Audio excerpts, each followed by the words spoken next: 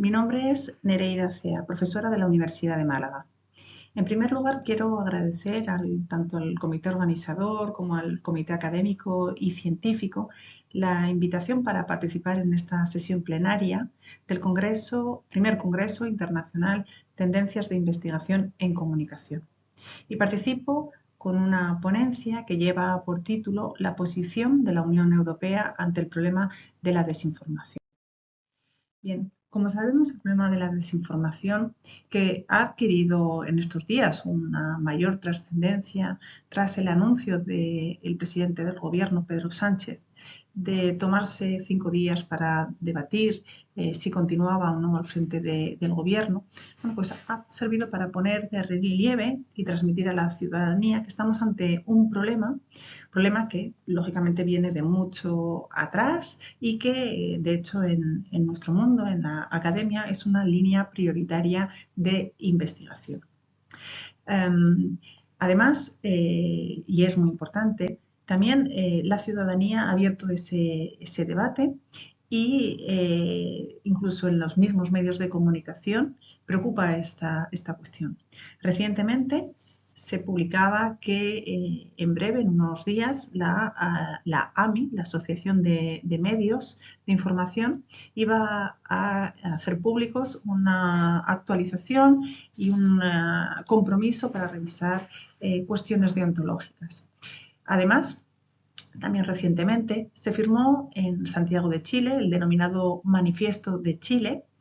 en la misma ciudad que hace también 30 años se firmó un manifiesto similar, en el que en esta ocasión se pone el acento y se manifiesta una necesidad y una urgencia de que tanto los poderes públicos como los poderes intergubernamentales defiendan la libertad de expresión y el papel que juegan los medios de comunicación.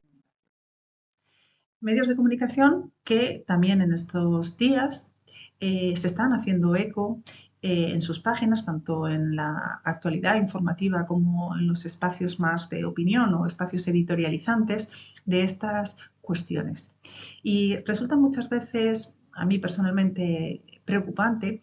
cuando vemos que en esa narrativa empieza a filtrar y a calar la idea de que los medios de comunicación son una parte, de alguna forma, responsable de este problema. Discurso en el que además no se diferencia hasta dónde llega el periodismo serio, el periodismo de calidad, de lo que se denomina pseudomedios. Por lo tanto, resulta extremadamente peligroso que ese debate, que cada vez, como digo, cala más en la ciudadanía y que además resulta absolutamente, al menos muy divergente de la posición que mantiene la Unión Europea al respecto, que es firme defensora, por supuesto, del periodismo y el periodismo de calidad y que, como veremos luego a continuación, cuando detalle un poco el ordenamiento jurídico europeo al respecto, no solamente busca empoderar a los medios de comunicación, sino que además busca protegerles de cualquier tipo de injerencia por parte de los poderes públicos que lo que buscan o que proponen ahora mismo en nuestro país abrir el debate sobre una posible, ¿por qué no?, ley que busque controlar o al menos luchar contra el problema de la desinformación. Problema que presenta principalmente dos grandes dificultades. En primer lugar, la mayor dificultad radica en establecer qué es lo que se entiende por desinformación.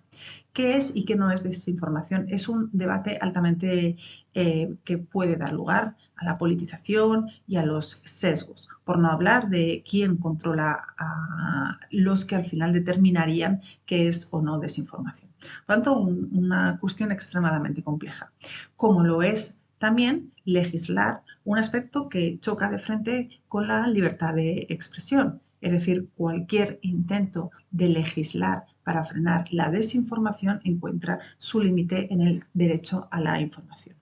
Bueno, pues con estas dos enormes dificultades se plantea ese debate y esa necesidad de plantear unas leyes que, como digo, sirvan para controlar este problema.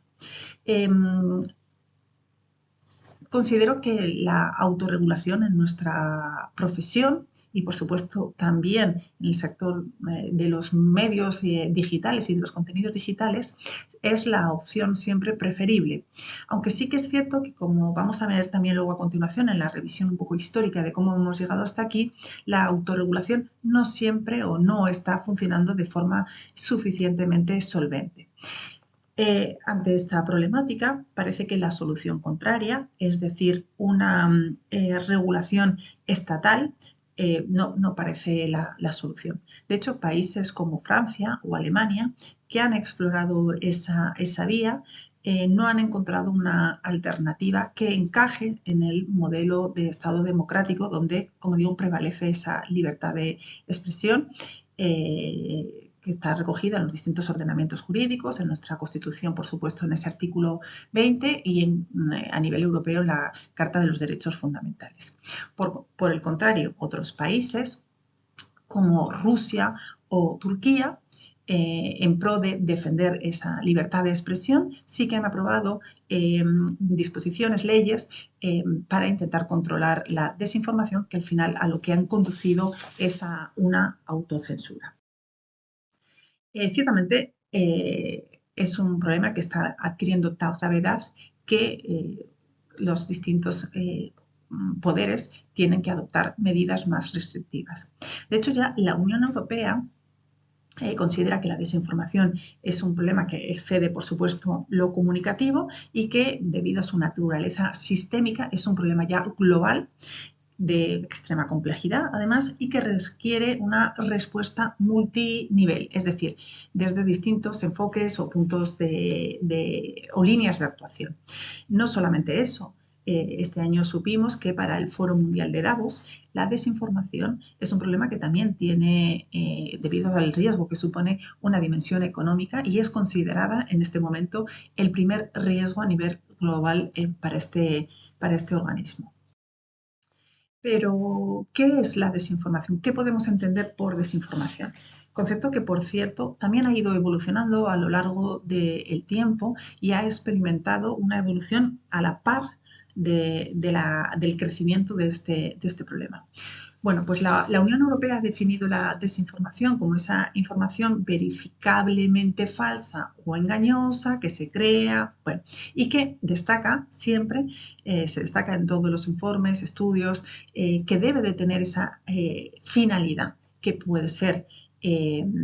por supuesto, engañar deliberadamente a un público, pero también puede tener un fin lucrativo. De ahí que también la desinformación tenga un importante componente económico. Eso deja fuera del concepto de desinformación todo lo que tiene que ver con errores de información, incluso sesgos, información claramente partidista y, por supuesto, la sátira, la parodia y todos los derivados que, aunque también hay una intencionalidad, no tienen esa finalidad de lucro o de manipulación. Esta definición de desinformación ha sido actualizada y revisada a la vista también de la evolución que experimenta el mismo problema y la Unión Europea, concretamente a partir de la Ley de Servicios Digitales, ya aprobada y que ha entrado en vigor, considera que hay que hacer una revisión del mismo concepto de contenido nocivo y contenido ilícito. Bien, sabemos que la definición de desinformación basada en esa finalidad de engaño, como digo, se queda corta. Por lo tanto, la desinformación en su misma naturaleza desinformativa en sí misma no es un contenido ilícito y por lo tanto no se puede prohibir la desinformación. Sin embargo, esto no significa que pueda conllevar riesgos importantes para la ciudadanía. De ahí que, como digo, la Unión Europea haya diferenciado y establecido que hay que distinguir entre ese contenido ilícito, que puede ser, por ejemplo, todo lo que tiene que ver con los discursos del odio, contenidos de abusos a menores, que lógicamente están absolutamente prohibidos, de otro conjunto de contenidos que se pasan a denominar nocivos a partir de la Ley de Servicios Digitales y que en función del riesgo que supongan para el Estado de Derecho, para procesos democráticos, para cuestiones de la igualdad o de la violencia de género o incluso la misma salud mental de los jóvenes, pues pueden, como digo, en función de un criterio de riesgo, considerarse contenidos nocivos, que por tanto no son ilegales, no son ilícitos, pero que también van a estar sujetos a un mayor control. Por ejemplo, a partir de la entrada en vigor de esta ley de servicios digitales, las plataformas deben proceder con celeridad a retirar ese tipo de contenidos. Por lo tanto, esa diferenciación entre nocivo e ilícito supone un avance muy importante para poder actuar con determinados contenidos que hasta el momento, al no ser ilícitos, pues estaban en un vacío, en un limbo, pero que estaban y siguen estando bastante presentes en las redes sociales. Claro, esto nos obliga a entender que el modelo de flujos informativos ha cambiado completamente el paradigma. Y de hecho la desinformación hay que entenderla en ese contexto de lo que son los desórdenes informativos. Estamos en un modelo de comunicación híbrido en el que los medios de comunicación son una parte más de un engranaje en el que los flujos son bidireccionales y los medios de comunicación han perdido ese poder prescriptor que comparten con otros agentes informativos, donde además las redes sociales cada vez tienen una mayor importancia en las dietas y consumos mediáticos. Por lo tanto, en la medida que los medios dejan de ser prescriptores y además encontramos que la desinformación, que está mayormente presente en los social media, fluye con una mayor capacidad de viralización, bueno, pues el mismo discurso de los medios pierde visibilidad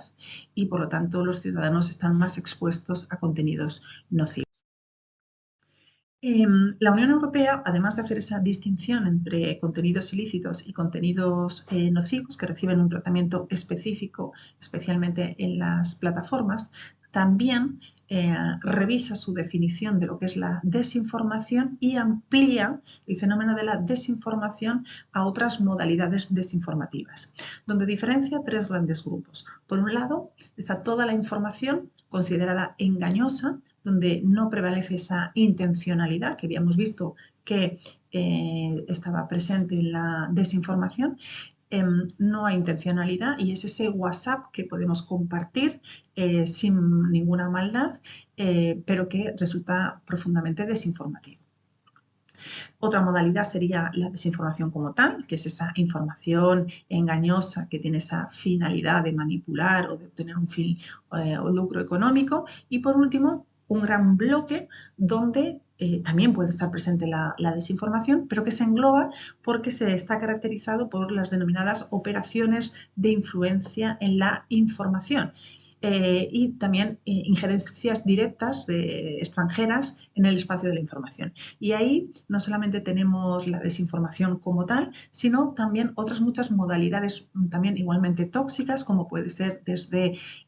medios de comunicación claramente sesgados o notas informativas donde la información es parcialmente verdadera o donde la selección de las fuentes hace que el contexto, bueno, pues resulte también enormemente desinformativo. Esta modalidad es la que encontramos cada vez más presente y que resulta especialmente dañina para los procesos democráticos, los procesos electorales y los estados de derecho. Cuando analizamos cómo desde la Unión Europea se legisla sobre esta cuestión, es fundamental el tener claro cuáles son esos fundamentos jurídicos o legales desde los que la Unión Europea puede regular la desinformación. Perdón. Estas cuestiones se encuentran en el artículo 11 de la Carta de los Derechos Fundamentales de la Unión Europea del año 2000, que versa sobre la libertad de expresión y de información. Además, en años recientes se han ido desarrollando distintas iniciativas de índole de políticas públicas, desde recomendaciones a directrices, a dictámenes, con el objetivo de ir estableciendo progresivamente ese marco de referencia común a nivel europeo. No obstante, estas iniciativas delegan la responsabilidad de luchar contra la desinformación en los distintos Estados miembros. siempre conforme, lógicamente, a lo estipulado en los artículos del 2 al 6 del Tratado de Funcionamiento de la Unión Europea. Así que, de acuerdo con ello, la función del organismo europeo siempre es la de coordinar o respaldar a los Estados miembros y reforzar, por supuesto, sus esfuerzos, ofreciendo una perspectiva unificada y armonizada de las distintas medidas dirigidas a, de forma conjunta, fortalecer el modelo de corregulación que luego explicaré. Por tanto, la posición europea al respecto se caracteriza, por tanto, por ofrecer tanto ese marco general y un nivel a su vez superior sobre el que cada país luego tiene el derecho y la obligación de garantizar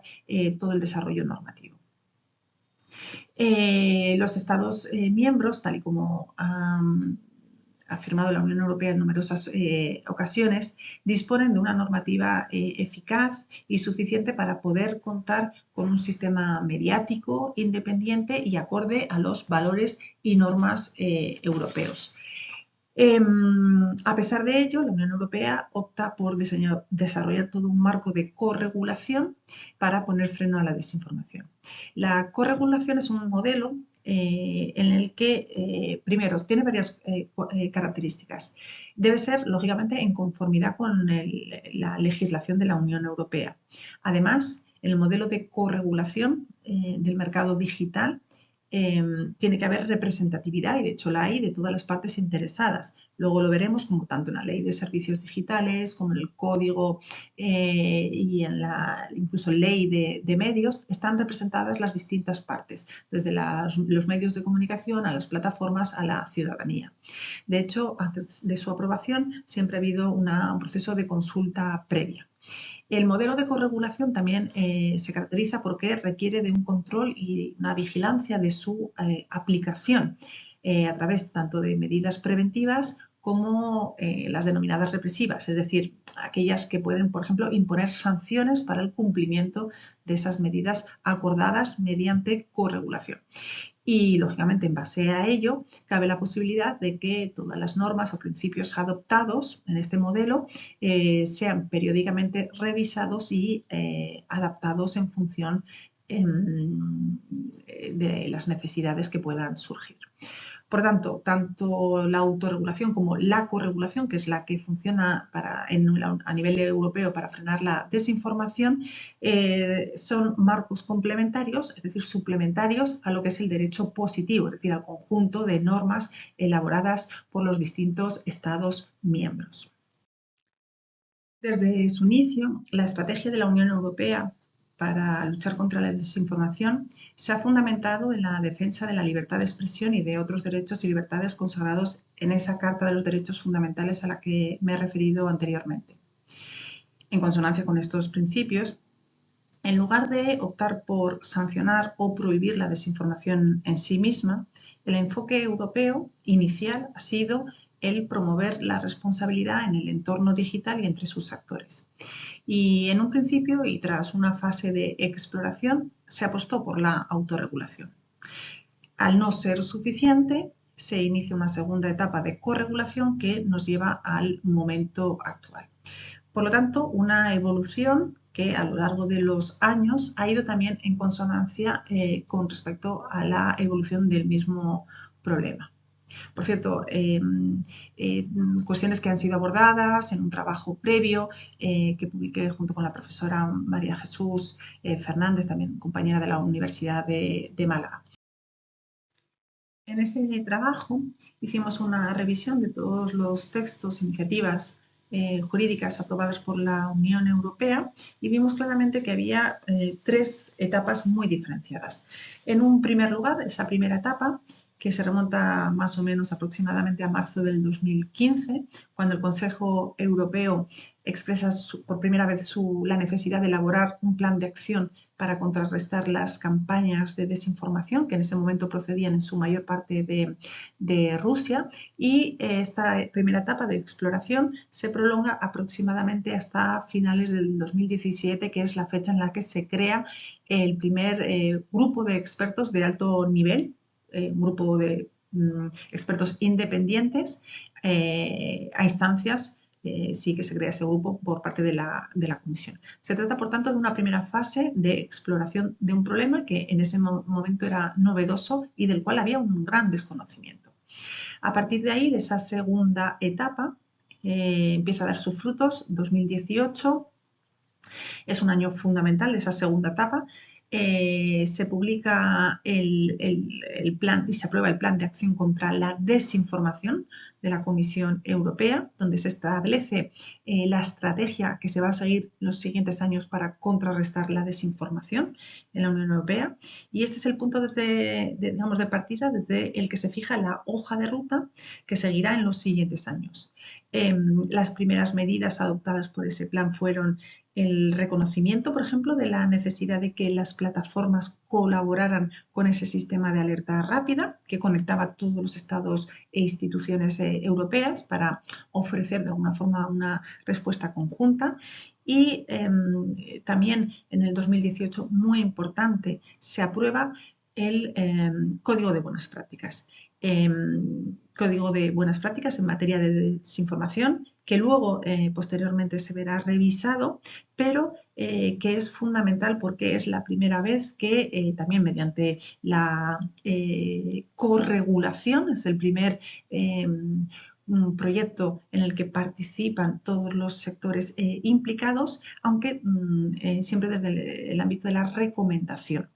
Medidas que resultaron a todas luces insuficientes y hace que posteriormente, como digo, se revise. Esta segunda etapa se prolonga hasta más o menos diciembre del 2020, cuando la Comisión Europea también da un paso muy importante en la lucha contra la desinformación al aprobar el Plan de Acción para la Democracia Europea, que aunque no estaba enfocado al problema de la desinformación, sí que lo señalaba directamente como responsable o de una cuestión de enorme gravedad para la salud democrática de los países miembros. Y de ahí que en ese plan de acción para la democracia se diseñara lo que sería la hoja de ruta de la tercera fase, que sería la aprobación de los 3 reglamentos o leyes que explicaré a continuación, que son la Ley de Servicios Digitales, la Ley de Medios y la Ley de Inteligencia Artificial, además de la revisión de ese Código de Buenas Prácticas que, como he dicho, en el 2022 se verá revisado. Por tanto, 3 leyes que tienen el rango de reglamento y que por tanto son vinculantes y de obligado cumplimiento para todos los países europeos, y 2 aportaciones o iniciativas muy importantes por parte de la Unión Europea previas, que es ese plan de acción contra la desinformación, contra la democracia, y el Código de Buenas Prácticas reforzado, que no tienen el rango de ley, pero que se sitúan en el ámbito de la corregulación. Bien, la primera cuestión que voy a explicar ya con más detalle es cómo desde ese Código de Buenas Prácticas se adoptan una serie de medidas para luchar contra la desinformación. Como he mencionado antes, la primera versión del 2018 resultó a todas luces insuficiente. En principio, por esa generalidad de indicaciones o precisiones que se daban, que resultaban además insuficientes, no solamente por su formulación, sino por la ambición con la que estaban planteadas. Además, el número de firmantes, de signatarios, que suscribieron ese primer Código de Buenas Prácticas era insuficiente, no estaban representados todas las grandes plataformas. El código fue reformado en 2022, contó ahí sí con un mayor número de empresas, plataformas por supuesto, pero también de otros sectores de la ciudadanía, por supuesto grupos y proyectos de investigación. Se reconoce la importancia también de implicarlos y de que participen en este debate de reformulación del código, y por supuesto la ciudadanía y las distintas asociaciones. Por lo tanto, tiene una visión de conjunto y además es muy específico en el número y en el detalle de las medidas que se proponen. concretamente 44 compromisos y 128 medidas específicas. Ahí solamente detallo tan solo 4 de las muchas, de las centenar de medidas específicas que hay, que además prácticamente no dejan ninguna laguna. Está contemplado desde la dimensión económica que puede tener la desinformación hasta las campañas publicitarias, por supuesto la comunicación política, es decir, todos los ámbitos donde además la desinformación está presente. Entre las cuestiones más importantes, porque no puedo detallarme en todas, se prevé que las plataformas tienen que tener un compromiso que además debe ser explícito y deben incluso de realizar informes periódicos que compartirán con la comisión, donde enumeren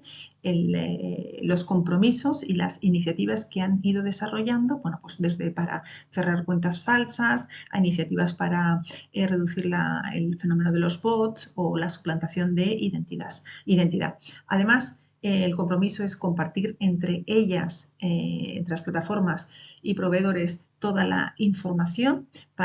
en tiempo real para poder, por ejemplo, ampliar los listados de bots y de cuentas falsas y compartir conocimientos sobre los procedimientos que se adoptan para amplificar esa desinformación. Además, también se acuerda otra medida que es fundamental y es ese etiquetado de contenidos falsos y engañosos, que además puedan acompañar esos contenidos en el caso de que esos se distribuyan a través de otras plataformas o modalidades, y por supuesto una mayor transparencia en cuanto a la publicidad política. A partir de ahí se crea, por ejemplo, la obligación de crear unos repertorios de campañas de publicidad que deben de estar accesibles en las distintas plataformas y que están un poco encaminadas a que haya una mayor transparencia y compromiso por parte de las empresas y plataformas signatarias de este. Además, también se aprueba la Ley de Servicios Digitales, que es, digamos, la piedra angular de la lucha contra la desinformación. Entró en vigor en noviembre del año 2022 y son normas de obligado cumplimiento. Es decir, todos los operadores e intermediarios que participan del sector deben de cumplirlo. Por tanto, también supone una armonización de normas ya existentes, además de que se incluyen algunas otras cuestiones. Los 4 objetivos que se articulan en esta ley es, bueno, pues ofrecer unos servicios digitales innovadores, pero que también rijan por unas mismas normas. Es decir, la idea del mercado interior está clarísimamente ahí manifestada en esta ley, y sobre todo, pues eso, crear un entorno online seguro, donde haya una mayor supervisión y cooperación de todas las autoridades y una mayor protección del usuario final, una mayor protección incluso también de los menores. Es una ley que ya está en vigor y que establece distintos niveles o procedimientos en función también de las plataformas, del tamaño de las plataformas, creando esas plataformas de gran tamaño que están obligadas a una mayor segmentación una mayor obligatoriedad de transparencia y de prohibición de segmentación de datos, uso de la publicidad, etcétera, etcétera. De hecho, ahora recientemente, en estos días, conocimos la sanción que la Unión Europea ha impuesto a Meta precisamente por esta cuestión. Además, y muy importante, esta ley, como he mencionado anteriormente, es muy clara y muy concisa en la obligatoriedad que impone a las plataformas para retirar todo lo que tiene que ver con el contenido, por supuesto, ilícito, pero ilegal, pero también contenido nocivo en base al riesgo que puedan suponer para los procesos democráticos, la seguridad pública, además de otras cuestiones, como he mencionado anteriormente, relacionadas con la violencia de género o con la salud mental. Además, también se ha aprobado la Ley Europea de Libertad de Medios, Ley de Medios, para ser más concisos, que supone, la verdad, un reto importante porque es la primera vez en décadas que la Unión Europea legisla sobre esta cuestión. Anteriormente tuvo numerosos intentos, todos ellos fallidos, porque entramos, como digo, en un terreno complejo. Esta ley, más que limitar derechos, lo que hace es todo lo contrario, sino empoderar el periodismo, empoderar a los medios de comunicación y protegerlos, dotarlos de un entorno donde la información esté más protegida de los distintos intereses. También es cierto que obliga a cuestiones como una mayor transparencia, por ejemplo, de la propiedad de los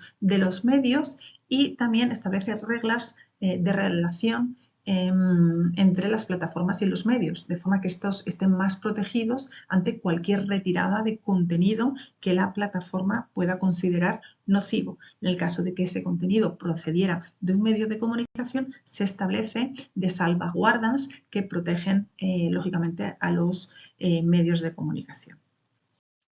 Por lo tanto, el objetivo de esta ley es el fomento del pluralismo y la diversidad en un mercado transfronterizo. La Unión Europea considera que la desinformación es una cuestión que también afecta al mercado interior en la medida en que socava sus valores europeos y que, por lo tanto, requiere de una armonización y de un abordaje conjunto. Aunque no existen medidas específicas en el texto de la futura Ley Europea de Medios, que como digo ha sido aprobada, pero está ahora en trámite de su desarrollo, como digo, no incluye ninguna medida específica para luchar contra la desinformación, pero a lo largo de todo su texto está presente este problema, al cual sí que se refiere explícitamente como uno de los graves problemas que afronta no solamente el sistema mediático, sino el Estado de Derecho en la Unión Europea. Y para lo que ofrece como alternativa un periodismo más fuerte, más sólido y donde los periodistas encuentren un encaje jurídico de protección de su trabajo. Bien, por lo tanto, en conclusión, ya para terminar, la Unión Europea ofrece un marco legal que ha ido evolucionando a lo largo de los años, basado actualmente en la corregulación mediante 3 leyes que adoptan la forma de reglamento y que por tanto son vinculantes, que desde distintos ámbitos, por un lado el ámbito de los medios, a través de esa ley de medios, a la que se suma la ley de servicios digitales, que aunque tiene una dimensión más bien económica, pero también aporta soluciones al problema de la desinformación, unido a ese código de buenas prácticas. Y finalmente, esa ley de inteligencia artificial que, bueno, también incluye alguna referencia a mecanismos para proteger de la viralidad que la desinformación puede adquirir cuando además a este problema se suma la inteligencia artificial. De hecho, bueno, simplemente menciono 2 cuestiones. Una cuestión realmente, y es, por ejemplo, como en la ley de inteligencia artificial se indica expresamente que los desarrolladores de inteligencia artificial, sobre todo en la parte generativa, deben de entrenar a los modelos de inteligencia artificial para no crear esa desinformación. Por tanto, un conjunto normativo que, como digo, desde ámbitos muy distintos, pero configuran un conjunto donde la desinformación es combatida, como digo, a través de medidas muy específicas. Por lo tanto, un enfoque basado en riesgos, en función de la posibilidad de, por ejemplo, el tamaño de la plataforma o el tipo de contenido, se establece un procedimiento u otro, es decir, es un sistema muy autorregulado, en el que además los valores de la Unión Europea, esos valores de defensa de los derechos fundamentales, están presentes en el espíritu, en el preámbulo de todas esas leyes, que además no solamente de los valores europeos, sino que buscan fortalecer ese mercado interior y que además ha ido evolucionando desde un modelo de absoluta autorregulación a un modelo más donde se conjugan leyes vinculantes con la autorregulación, en ese modelo de corregulación, y que desde, digamos, la urgencia de la gravedad que ha ido adquiriendo este problema en los últimos años, pues hemos ido viendo cómo se refuerza con más y más medidas. Y siempre mediante un enfoque múltiple, es decir, un enfoque en el que se integran tanto los usuarios como las plataformas como los medios de comunicación y en el que además preside y ya está puesta la vista a futuro en esa ley de inteligencia artificial, cómo además el problema de la desinformación puede ir en aumento. Por lo tanto, también medidas de prevención hacia ese escenario en el que puede, y de hecho está ocurriendo, otras modalidades incluso de desinformación adquieran una mayor importancia. Bien, bueno, pues muchísimas gracias a todos. Ha sido un placer y estoy a su disposición para cualquier comentario o sugerencia y ahí tienen mi correo electrónico. Un abrazo, un saludo y gracias a todos. Chao.